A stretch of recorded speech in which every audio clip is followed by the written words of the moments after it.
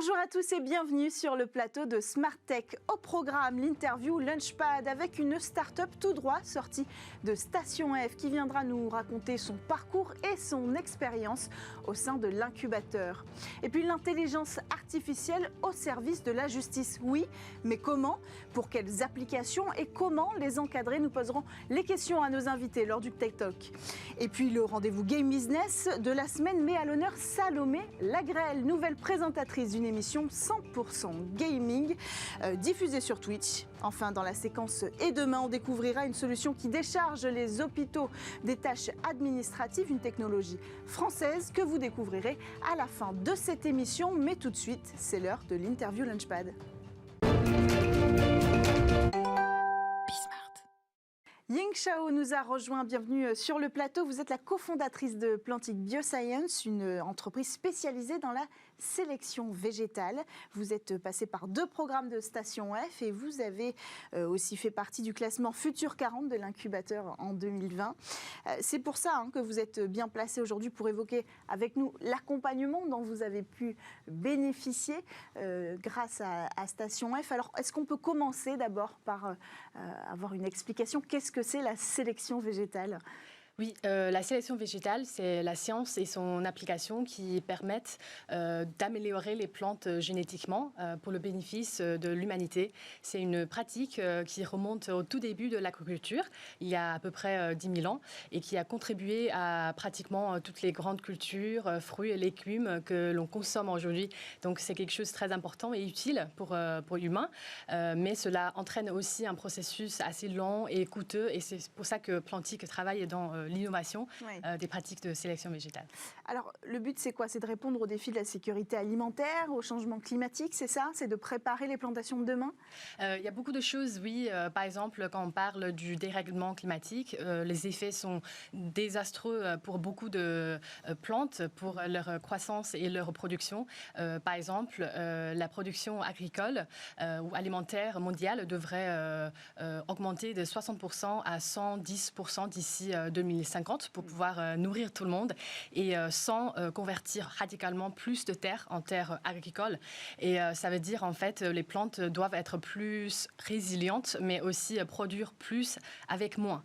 En plus, les plantes sont plus en plus sollicitées pour répondre aux besoins humains qui sont nouveaux, par exemple de produire des matériaux renouvelables et aussi des médicaments, même les vaccins.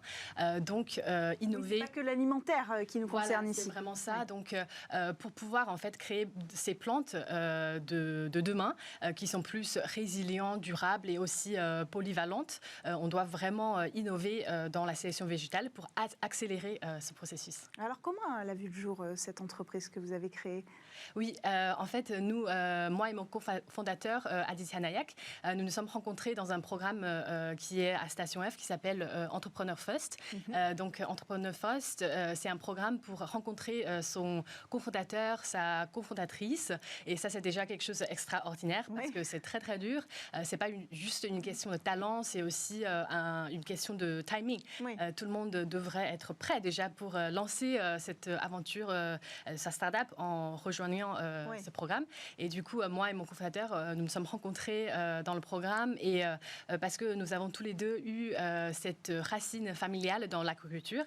Donc, nous avons eu ce clic sur ce sujet de sélection végétale. Vous aviez le sujet, mais il vous fallait trouver l'équipe. En fait, c'est ça. En fait, Aditya, c'est le cerveau scientifique derrière le projet. Il a surtout fait une découverte pendant ses recherches doctorales sur une méthode innovante d'édition génomique sur les plantes. Et aujourd'hui, on développe un ensemble de technologies pour accélérer la sélection végétale basée sur cette méthode, mais beaucoup plus que ça. Et moi, je viens d'un background plutôt business, donc on fait une équipe très complémentaire ensemble. Alors, vous l'avez dit, vous avez participé à ce programme-là, Entrepreneur First. Quel a été le point fort de ce programme? Évidemment, au-delà du fait que vous avez rencontré votre cofondateur.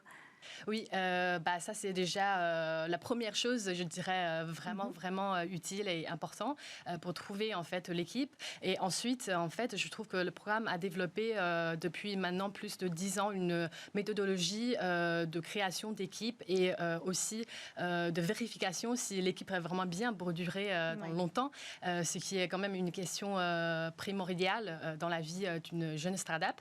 Et en plus de tout ça, on vous donne une bourse pendant 3 mois pour créer sa start-up. C'est quand même fantastique. Alors, au-delà de ça, au-delà de ces programmes en particulier, quand on est chez Station F, de quelles ressources on bénéficie ? Oui, il y a beaucoup de ressources à Station F pour une start-up. Par exemple, on a des webinaires, des ateliers qui sont dédiés aux sujets spécifiques dans le développement d'une entreprise. On a aussi l'accès, par exemple, aux ressources administratives French Tech qui sont très importants pour une start-up technologique, surtout. L'accès aussi aux investisseurs, c'est primordial aussi dans notre vie. Et surtout une communauté d'entrepreneurs que je trouve c'est juste quelque chose vraiment génial parce que rien n'est plus réconfortant quand on part tard le soir et on voit qu'il y a d'autres entrepreneurs à nos côtés à Station F. Aussi pour mettre à jour leur entreprise. Alors après le programme Entrepreneur First, vous avez rejoint le Futur 40, c'est quoi ? Oui, alors les Futurs 40, c'est une liste de startups choisies par Station F. Ce sont les 40 startups les plus prometteuses dans son développement. Et donc, c'est vraiment un honneur pour nous de rejoindre cette liste cette année. Et donc, une fois que vous avez quitté la liste, quelle a été la suite pour vous ? Vous en êtes où là dans votre développement d'entreprise ? Oui, c'est une opportunité, vraiment une belle opportunité pour faire connaissance à sa start-up. Nous avons eu des conversations avec des investisseurs en Europe, mais aussi ailleurs. Nous avons aussi eu des talents en fait qui se sont intéressés à notre aventure et qui pourront en fait nous rejoindre plus tard. Et ensuite, nous avons pu aussi développer des partenariats, surtout en France, dans notre secteur. Et donc, je dirais que voilà, on a tiré beaucoup de valeur de rejoindre cette liste. Et plus globalement, d'avoir rejoint Station F pour développer votre entreprise. Merci beaucoup, Jing Shao, d'être venue nous présenter Plantic Bioscience, dont vous êtes la cofondatrice, une start-up qui s'occupe de la sélection végétale, pour le résumer, au sein de l'incubateur Station F. Alors, quant à nous, on va poursuivre avec un sujet, l'intelligence artificielle a-t-elle sa place dans la justice ? C'est l'heure du talk.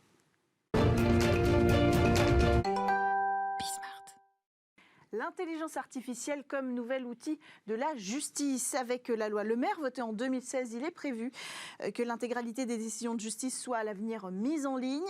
Et d'ici la fin du mois, le ministère de la Justice devrait fixer la date à partir de laquelle elles seront publiées. Alors pour en parler avec nous, Serge Abitboul, membre de l'ARCEP, chercheur en informatique à l'INRIA et à l'ENS de Paris. Bonjour. Bonjour. Bienvenue sur le plateau.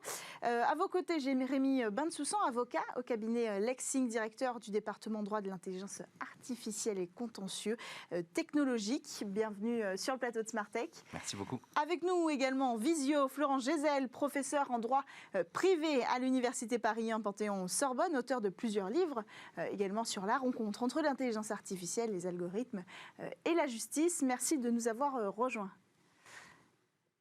À vous, bonjour. Bonjour. Alors, l'université, j'ai dit Université Paris 1 Panthéon-Sorbonne, c'est pas tout à fait exact. Ce n'est plus le cas. Je suis professeur à l'Université de Lorraine. Ok, très bien. Université de Lorraine, voilà, c'est corrigé. Alors, merci à tous de nous avoir rejoints. La mise à disposition de ces décisions de justice en open data, elle va ouvrir un nouvel horizon. Alors, comment ces données qui vont être mises en ligne, elles vont permettre à l'intelligence artificielle d'émerger dans le secteur de la justice ?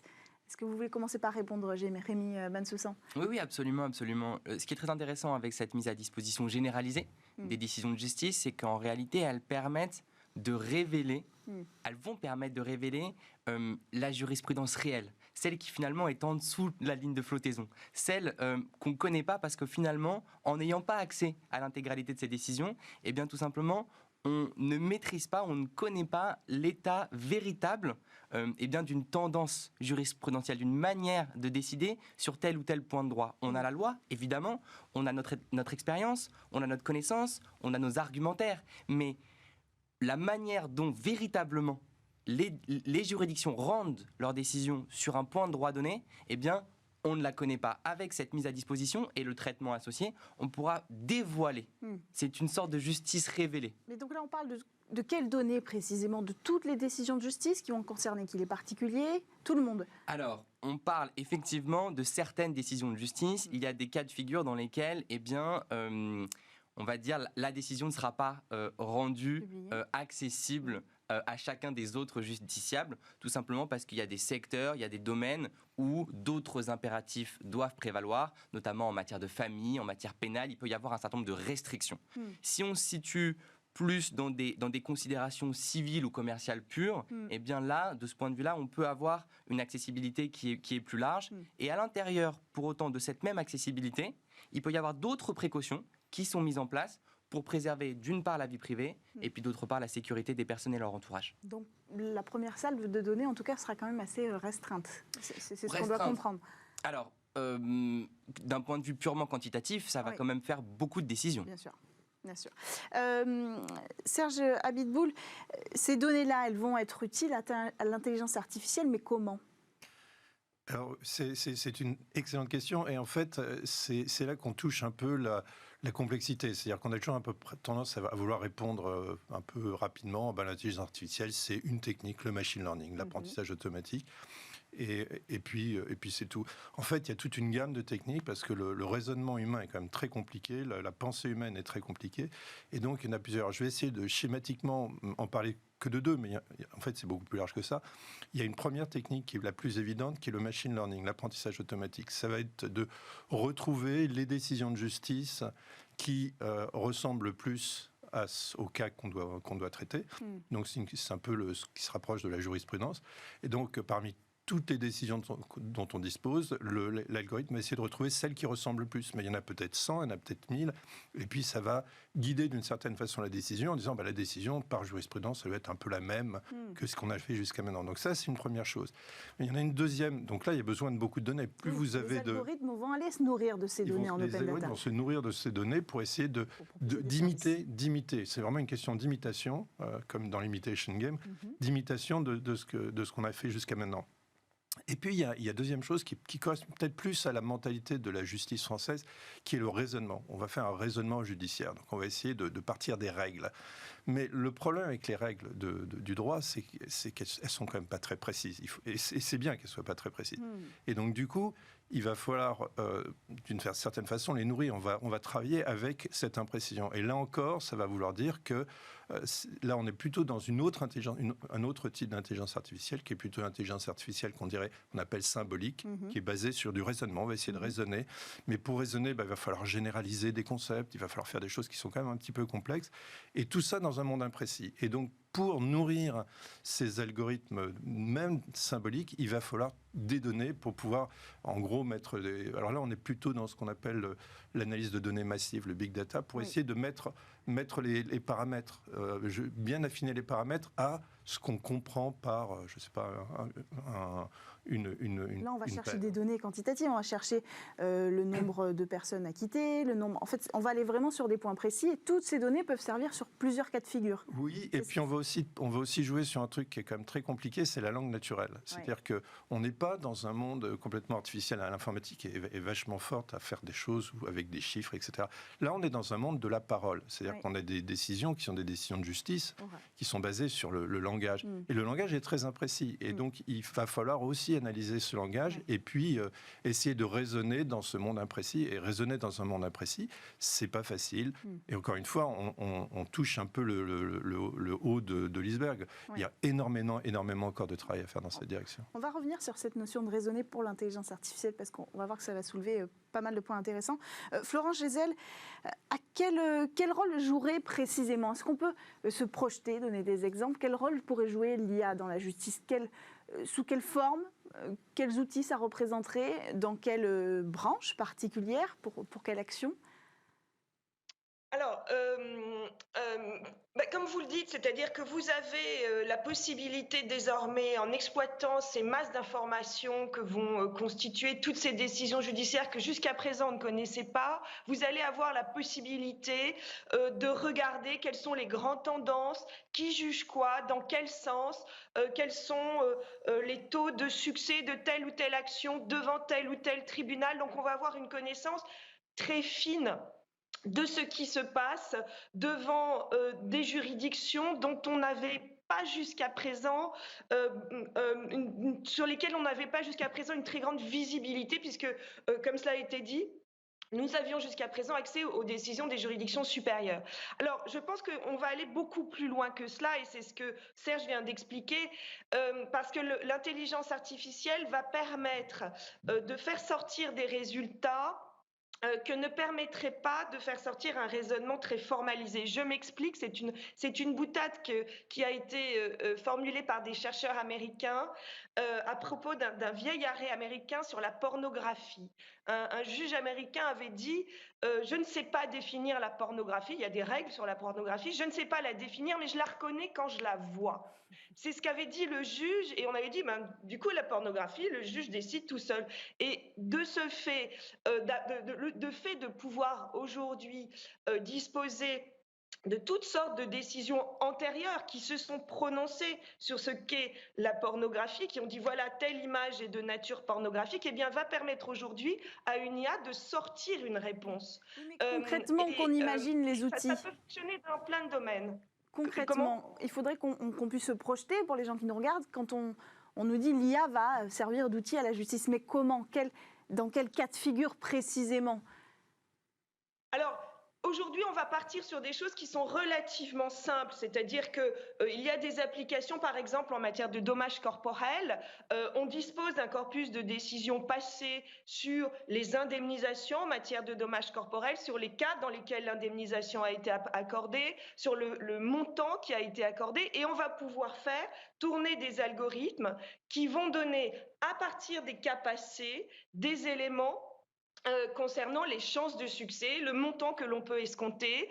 Et aujourd'hui, le ministère de la Justice a développé un algorithme précisément qui va servir de référentiel à la fois pour les tribunaux, mais aussi pour les parties, donc des gens qui vont pouvoir se faire une idée de ce à quoi ils peuvent s'attendre devant la justice sur ce domaine-là. Alors ça vaut beaucoup, ça marche beaucoup et bien pour l'instant sur tout ce qui relève de demandes chiffrées. Donc en l'occurrence l'indemnisation d'un dommage corporel, ça peut fonctionner sur des pensions alimentaires, ça peut fonctionner sur l'évaluation, je ne sais pas moi, du montant d'un loyer.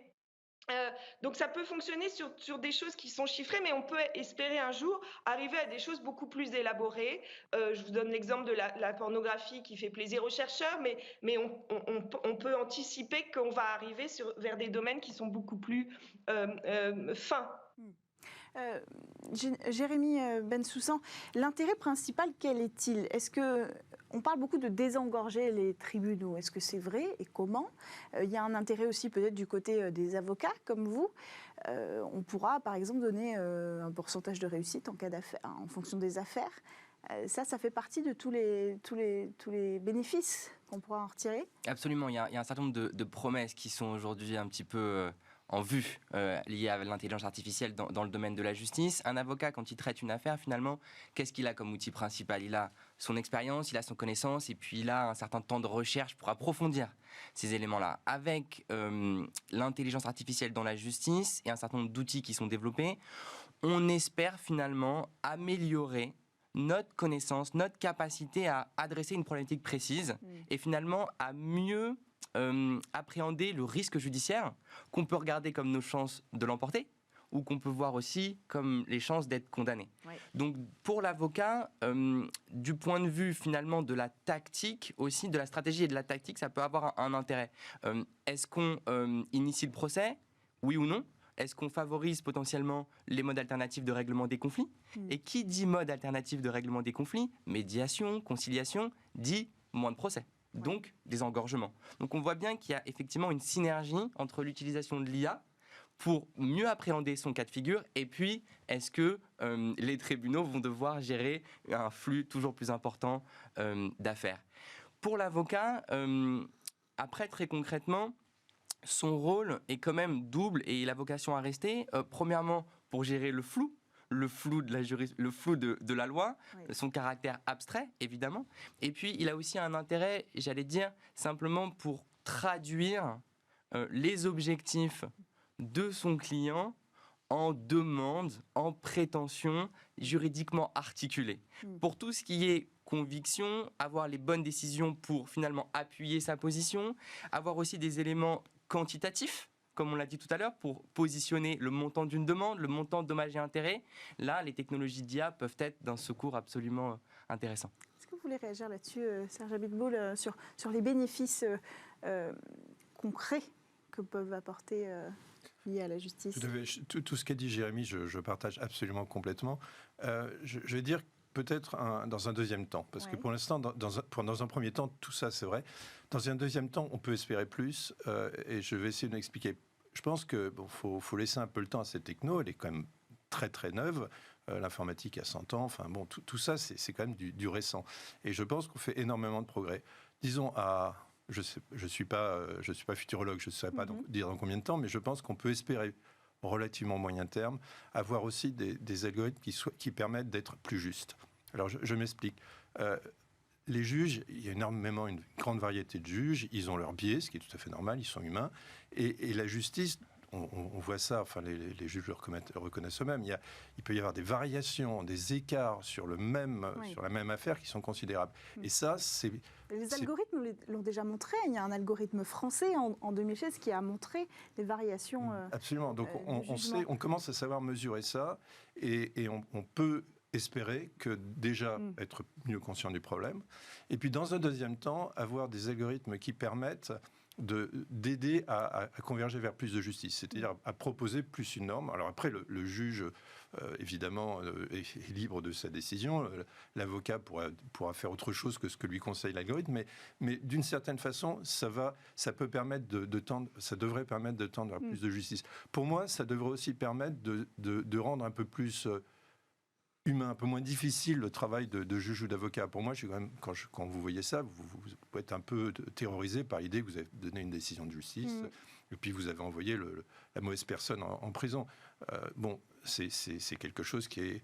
Alors si on vous sécurise en vous disant c'est ce qu'aurait fait une grande majorité des juges et c'est ce que vous conseillent des algorithmes qui ont quand même bien étudié le problème, d'une certaine façon ça tranquillise un peu, ça calme un peu le jeu. Mais alors on y arrive tout de suite.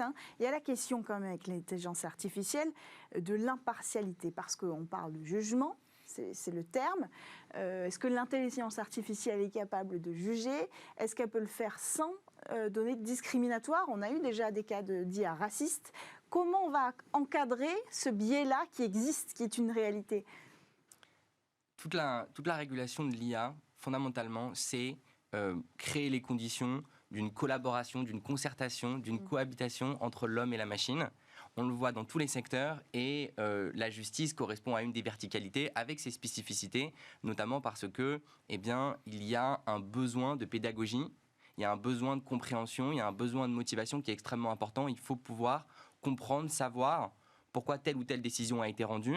Et quand on est en matière pénale, cette exigence est encore plus forte, cette capacité à comprendre pourquoi est-ce qu'on peut être... Mais comment on garantit que l'intelligence artificielle n'aura pas dans sa conception, dans les données mêmes qu'elle sera allée chercher, puisque on va y venir aussi, vous l'avez dit, ça peut mettre en avant des disparités dans les jugements. Si l'intelligence artificielle se nourrit de ces données-là, comment ne pas assurer qu'elle ne reproduise pas le même schéma? Alors je me tourne aussi vers vous, Florence Gesell, qui avait certainement un avis sur la question. Comment on va sécuriser ça si on laisse rentrer l'intelligence artificielle? Comment s'assurer qu'elle ne soit pas malveillante, involontairement discriminatoire? Alors, c'est un sujet qui est extrêmement complexe et qui concerne tous les outils d'IA, parce que on s'inquiète évidemment du caractère très discriminatoire de ces outils dans tout un tas de champs d'application de l'intelligence artificielle.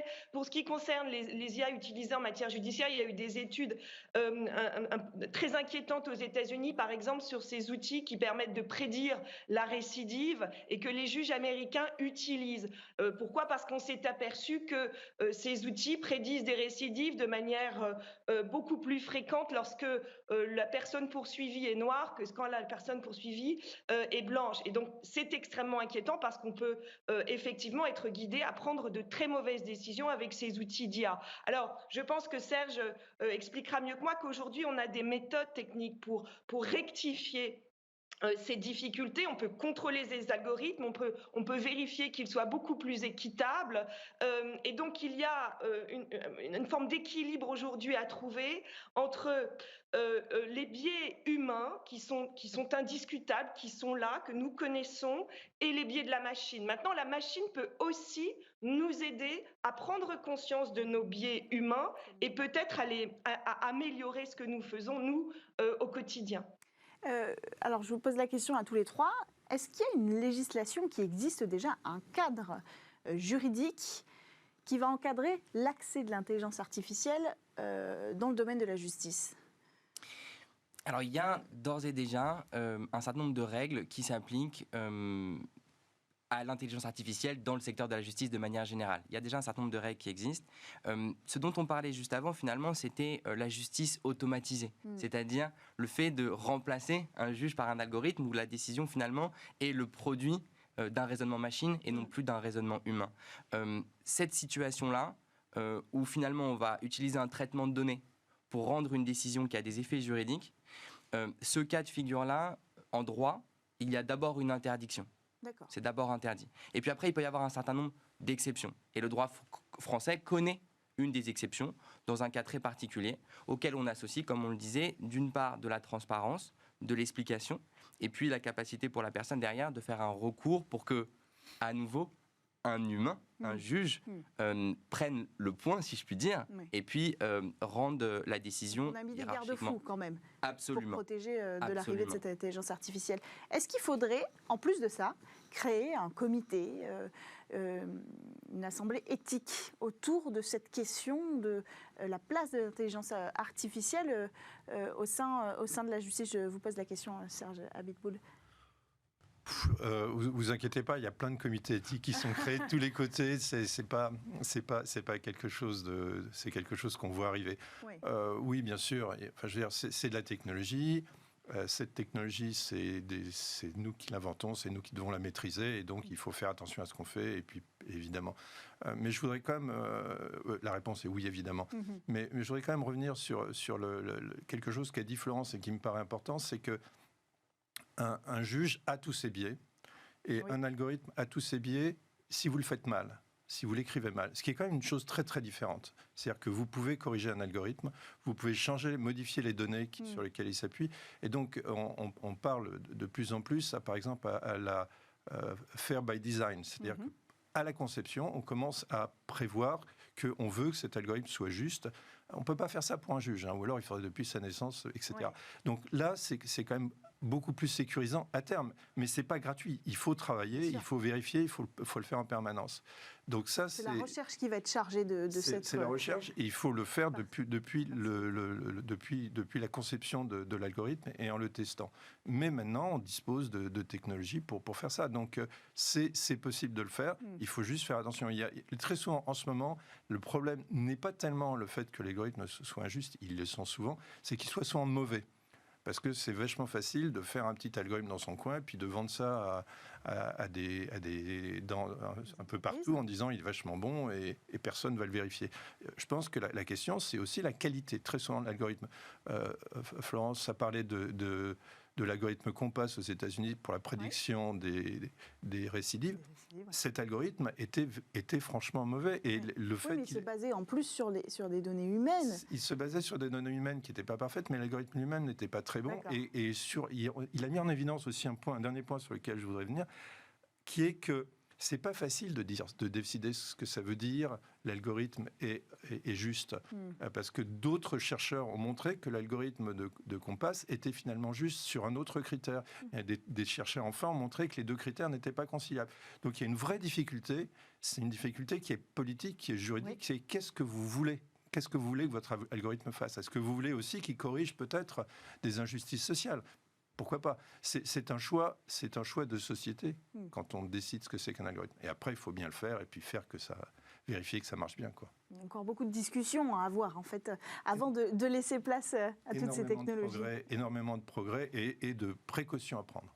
Merci beaucoup à tous les trois d'avoir participé à cette discussion autour de l'intelligence artificielle comme outil de la justice. Merci à vous, Jérémy Bensoussan, avocat au cabinet Lexing et directeur du département droit de l'intelligence artificielle et contentieux technologique. Florence Gessel, donc professeure en droit privé en Lorraine, à l'Université de Lorraine.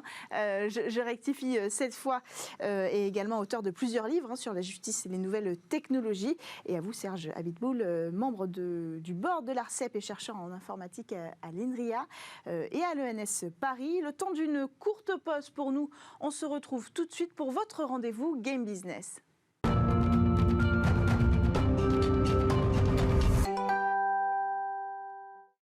Le journal jeuxvideo.com a une nouvelle présentatrice, Salomé Lagrelle, qui nous a rejoint en visio aujourd'hui dans Smart Tech. Alors, vous avez pris la tête d'un véritable rendez-vous pour les gamers, un journal diffusé en streaming sur la plateforme Twitch tous les jours. Bienvenue avec nous sur Smart Tech. Merci à vous de me recevoir, bonjour. Alors aujourd'hui, travailler pour toucher les gamers, il faut travailler sur Twitch, c'est une condition sine qua non ? C'est pas forcément sine qua non, mais il faut savoir s'adapter à son audience. Aujourd'hui, Twitch est une plateforme très puissante auprès des gamers puisqu'elle permet, comme vous le savez, de diffuser, de regarder des vidéos, des parties en streaming. Donc une grande partie des gamers sont là-bas juste pour regarder les streamers qu'ils aiment, découvrir de nouveaux jeux vidéo, regarder des parties. Donc pour le journal qui est un média qui a été créé sur le stream, on se devait d'aller là où les gamers étaient. C'est quoi votre ambition pour ce journal, maintenant que vous l'avez rejoint ?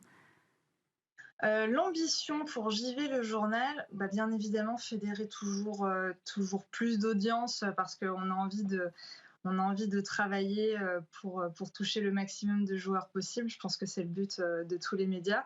On a envie de le faire grossir et de le rendre un petit peu mainstream, et sans que ce mot mainstream ne soit péjoratif. On a vraiment souvent la sensation dans le monde du jeu vidéo que parler de jeux vidéo, c'est réservé à une communauté, c'est réservé à une sorte d'élite qui est là depuis le début, qui comprend les codes, qui a le jargon. Il y a un jargon qui est très, très spécifique dans le jeu vidéo. Ouais. On a beaucoup de mots un petit peu barbares. Ouais, et nous, dans le journal, ce qu'on essaie de faire, c'est de faire en sorte que le jeu vidéo s'adresse au plus grand monde. Quand on parle d'une actualité jeu vidéo, on la recontextualise à chaque fois. On explique chacun des termes, on essaye de s'adapter à notre audience tout en restant un petit peu pointu parce qu'il ne faut pas non plus juste vulgariser.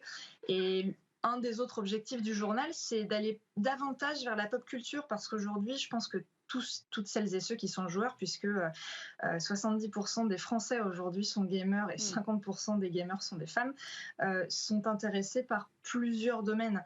Donc on va essayer de couvrir tant l'actualité cinéma que l'actualité série, l'actualité high-tech. Donc voilà, on essaie de faire des passerelles entre tous ces domaines qui aujourd'hui intéressent l'ensemble des joueurs. Alors, vous avez cité ce vocabulaire qui est quasiment impénétrable quand on ne fait pas partie du monde du gaming. On ne comprend pas la plupart du temps de quoi il s'agit parce que c'est vraiment des codes en fonction des jeux, des actions.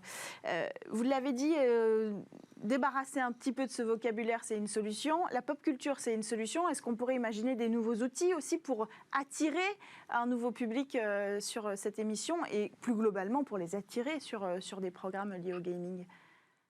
Alors, en ce qui concerne le jargon, je pense que chaque milieu a son jargon un petit peu spécifique, que ce soit du business, de la finance, de la cuisine même. Chaque domaine a vraiment ses petits mots qu'il faut connaître. En jeu vidéo, c'est vrai qu'on est un peu plus barbare et surtout on a la particularité de ne pas avoir été tendre avec les médias qui tentaient de s'y aventurer. On se souvient de l'épisode Meuporg sur France 2 le matin. Peut-être les autres solutions pour fédérer le maximum de personnes autour du gaming et surtout leur donner envie de s'intéresser à ce média passerait par des interviews. Chaque semaine, dans le journal, on reçoit des invités qui ont des profils très divers. Ça peut être un ancien mec de Facebook, Twitch, Google, qui maintenant a monté sa start-up de manière à pouvoir jouer entre amis à des jeux vidéo rétro en multi. Donc ça s'appelle Paybacker. On a reçu Robin Leproux aussi, qui était ancien président du PSG, qui était ancien président de TF6 notamment, et qui lui a monté un lieu dans Paris qui s'appelle l'eSpot. Et l'eSpot, c'est une énorme salle de plus de 2000 m² concentrée, dédiée à 100% à l'e-sport, qui est quelque chose qui fonctionne beaucoup en ce moment.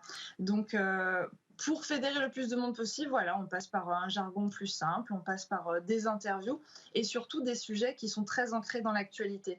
On essaye à chaque fois dans le journal, le matin en conférence de rédaction du coup, parce qu'on travaille comme une vraie chaîne, comme un vrai média, de s'intéresser à l'actualité, de partir de ce point d'actualité et d'essayer de tisser une histoire et de voir ce qu'on peut en raconter. Donc voilà, au moins, quelle que soit votre connaissance du jeu vidéo, si vous avez entendu que Jeff Bezos a annoncé qu'il avait 200 millions d'abonnés Prime vidéo et que 50 millions d'entre eux avaient été acquis lors de l'année 2020, c'était l'un des sujets hier du journal. Bon, c'est plus seulement des gamers qui parlent entre eux de gaming. On a énormément démocratisé le sujet.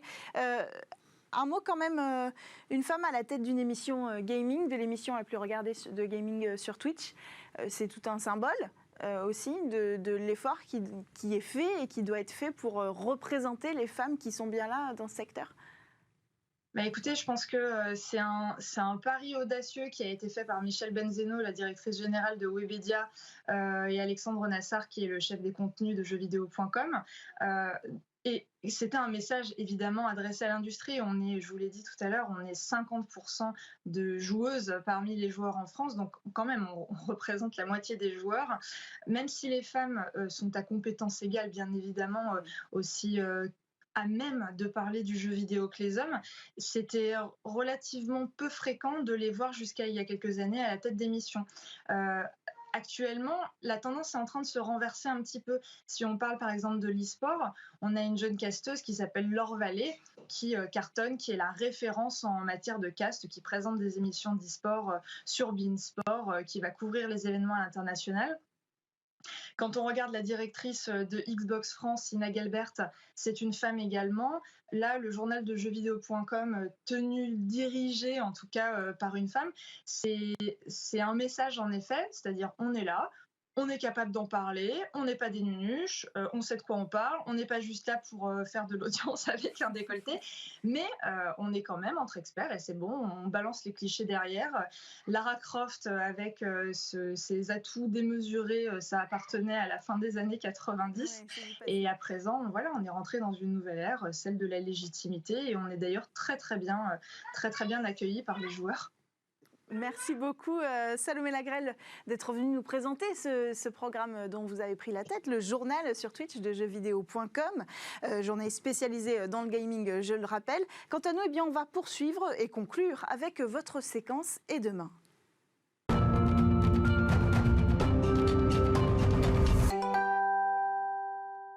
Demain, les hôpitaux seront peut-être libérés de toutes les tâches administratives et les soignants pourront se consacrer à 100% à leurs patients. Il y a des technologies qui vont dans ce sens. Et pour en parler, Jean-Louis Fraisse, cofondateur de Bot Design, bienvenue sur le plateau. Bonjour. Alors, est-ce que vous pouvez commencer par nous présenter cette solution numérique et sécurisée que vous avez mis au point? Alors, Max, c'est une plateforme multipathologie qui est basée sur des robots conversationnels et du coup qui va permettre avec de l'intelligence artificielle de contribuer à faire du prédiagnostic et du suivi clinique de manière à faciliter la décision médicale. Et du coup, en facilitant la décision médicale, on va proposer aux médecins de personnaliser encore plus le soin qu'il va apporter à son patient et puis souvent de lui éviter des soins inutiles.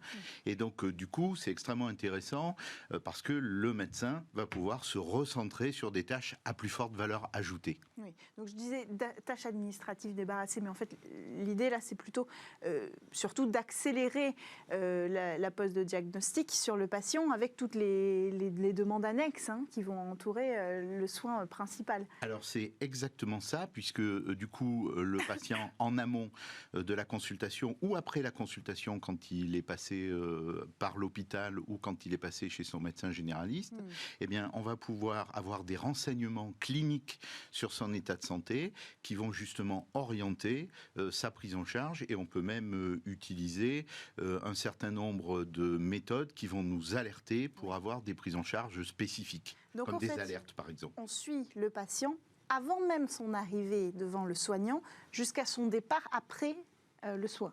Complètement. Et on a montré là sur la partie consultation pré-anesthésie que le patient, lorsqu'il sait qu'il va avoir une intervention chirurgicale et qu'il va devoir avoir une consultation avec un anesthésiste avant l'anesthésie, à domicile on met à disposition ce robot conversationnel complètement sécurisé et puis respectueux évidemment de la sécurité des données de santé. Ben là, il va renseigner ces données cliniques et du coup on va pouvoir stratifier ces patients, et on voit que dans 30% des cas, pour des patients qui n'ont pas de difficultés particulières, ils n'auront pas besoin de se rendre chez l'anesthésiste et ils auront une téléconsultation. Donc du coup, ça évite en plus les salles d'attente. Exactement.